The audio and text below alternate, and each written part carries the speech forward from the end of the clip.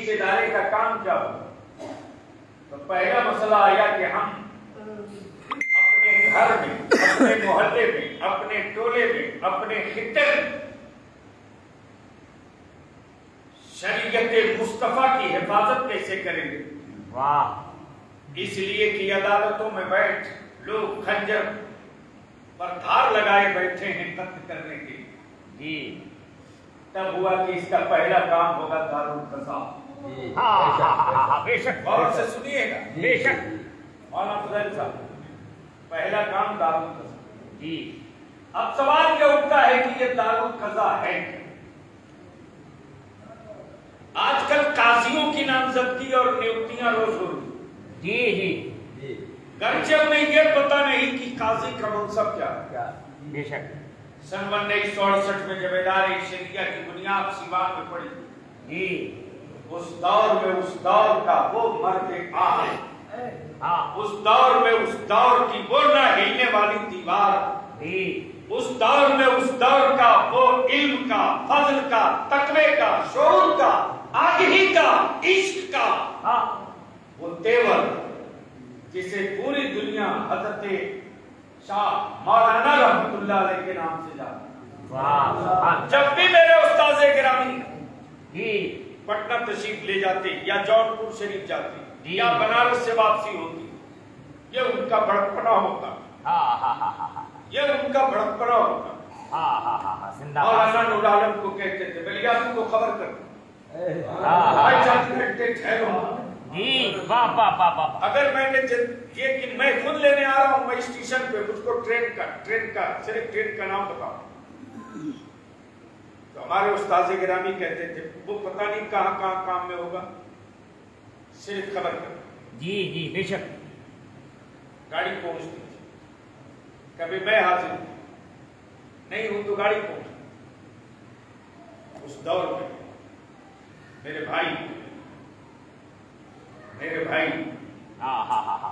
एहसास उस वक्त नहीं होता जब कोई जिंदाबाद का नारा लगाता, एहसास उस वक्त नहीं होता जब कोई जी और सर करके बुलाता जी। लेकिन एहसास उस वक्त होता है कि अब हमें तुम करके कौन बुलाए, अब हमें तुम करके कौन पुकारे। एक वो करीब थे, एक वो मेरे दीवार थे। जब सियासत में बलियावी ने कदम रखा, उन तक लोगों ने शिकायत की कि आपके मौलाना सियासत में उतर गए। हजरत ने फरमाया, हाँ मैंने भी सुना, लेकिन मुझे भरोसा है, मुझे भरोसा है।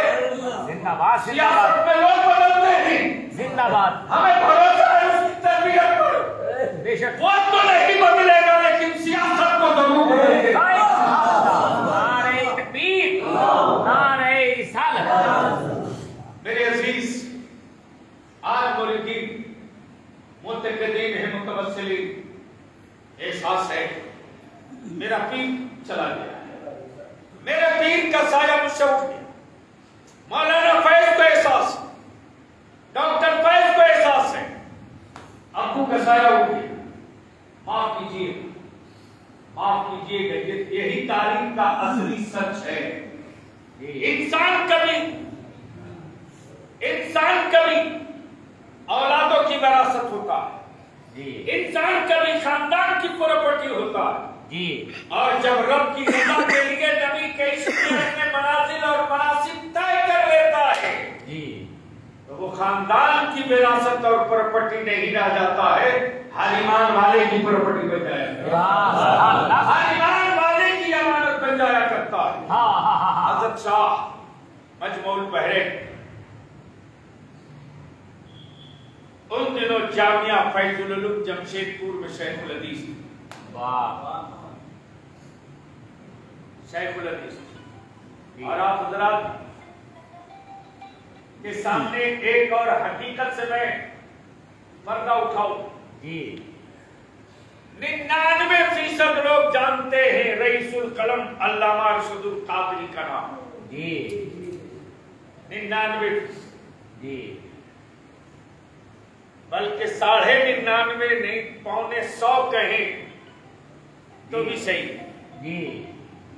कुछ ही लोगों को मालूम है कि असल नाम रईसुल कलम अल्लामा अरशदुल कादरी अलैहिर्रहमा का असल नाम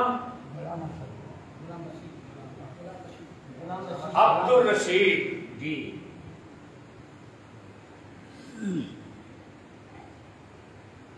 अब्दुल रशीद ये असल नाम। और मालूम अल्लामा रईसुल कलम के दादा कैसे फना फी शहर जी। हाँ हाँ हाँ। बलिया रेलवे स्टेशन से सैयदपुरा जी। तकरीबन 40 किलोमीटर से ज्यादा। हाँ हाँ हाँ हाँ हाँ। और वो मरीज थे हजरत सैयदना सरकार यासीन। और कैफियत ये थी कि हर सुबह वो बलिया रेलवे स्टेशन आते थे। हाँ हाँ हाँ। और जो गाजीपुर से गुजरते हुए ट्रेन छपरा को आती थी, हाँ हाँ हाँ हाँ हाँ। उसके इंजन से लेकर आखिरी बोगी के डब्बे को चूमते थे हाँ। और एक ही बात कहते थे, तू मेरे पीर के नगरी से आ। जिस वक्त सन 1968 में सीवान में इदारे शरीका की दाग बेल डाली जा रही थी, सरपरस्ती फरमा रहे ताजदार अहले सुन्नत हुजूर मुफ्ती आज़म हिंद, एक इजलास की सरपरस्ती फरमा रहे हुजूर सैयदुल उलमा महराना शरीफ जी। एक इजलास की सरपरस्ती फरमा रहे हजरत अल्लामा शाह मौलाना रहमतुल्लाहि तआला अलैह जी। और क्या कमाल की बात है साहब, मिशन अहले सुन्नत का हाँ। तहरीक है सुलेह कुल्लियत के सीने पर अकीदे हक का झंडा गाड़ने का हाँ हाँ हाँ हाँ। हजरत मौलाना शाह ने सीवान की मिट्टी संभाल रखा है और हजरत मुफ्ती अब्दुल रहमान साहब ने वसूले कज़ा के लिए कलम संभाला। आज पूरे हिंदुस्तान में जो दस्तूर कज़ा चल रहा है, आज पूरे मुल्क में जो दारुल कज़ा में काज़ियाने शरअ फैसले कर रहे हैं, निकाह फस्ख फरमा रहे हैं, माफ कीजिएगा उस दस्तूर से एहसासी के मुस्तक़बिल का नाम कोई और नहीं, मजमूल बहरे अल्लामा मुफ्ती अब्दुल रहमान। नारे तकबीर, नारे रिसालत, हुजूर मजमूल बहरैन। हम तो डॉक्टर फैज साहब से गुजारिश करेंगे कि आज ही से लाइब्रेरी में लगेंगे। इस पूरे मजमे में हजरत शाह मौलाना रहमतुल्लाहि तआला अलैह के एक बड़े चहीते शागिर्द थे और बहुत चहीते खादिम हजरत अल्लामा मौलाना शमसुल हक साहब जी। पुरनवी तशरीफ फरमा जी। इनकी सादगी को देख करके अच्छे आज के नए फारिग धोखा खा जाए जी। समझ ही में नहीं रहेगा जी। कि ये कैसे कैसों की गोद में खेले हैं और कैसे कैसों की सोबत इनको बेहतर हुई। बेशक। क्योंकि जो आजकल टीप टॉप लाल पीला हरा ब्लू नीला काला है, अंदर का कैसा है ये तो कोई नहीं देखता, बाहर वाले को सब दिखाई देता, सिर्फ चमक चमक चमक चमक चमक है। जी। आज ये बता रहे जी। मैं सुबह सवेरे भोर में जब पहुंचा, कल पटना से सुबह 3 को निकला, पटना से जमुई पहुंचा, जमुई से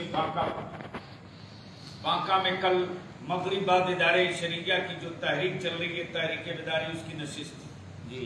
उसके बाद फिर वहां से सुइया गए, रात को इजलास किया, 3 बजे चला, 7 बजे पहुंचा। अल्लाह। और जैसे ही तो फोन किया, मैंने कहा चलना है ना, बोला हाँ हाँ मैं घर से निकल रहा हूँ जी। मैं मोहम्मदिया आर्मी कॉलेज में। चलते वक्त जब गुफ्तगू होने लगी तो चलते चलते मैंने कहा कि जब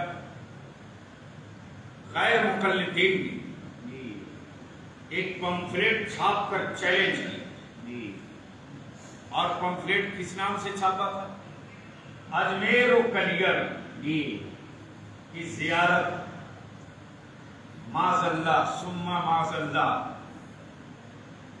ज़िना से ज्यादा बड़ा गुनाह। ये बनारस के दर दीवार पर पोस्टर चिपका दिए, 60 दिए लगा दिए, लेकिन इसी खानकाहे मुस्तफविया का वो शेर था जी, जिनके जहन्नुम में हम आप बैठे। वाह, मजमाउल बहरैन तक वो पहुंच गया।